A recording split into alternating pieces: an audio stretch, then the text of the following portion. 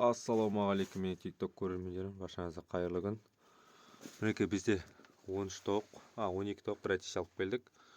Атиш, Адлер атиші. Тауықтары Брамш атыс бар. Простой домашний үй тауықтары. Мінекей қазір қорамызға алып келдік өзіміздің тауықтарымызды.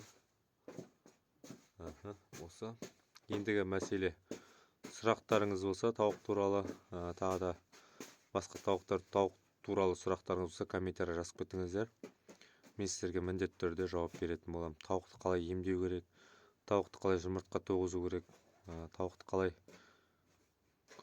тауық туралы барлық видео осы менің тикток және ютуб каналымда болады. Міндетті түрде кіріп тіркеліп қарап шығыңыздар. Алла бұйыртса, міне көктем басталды уже.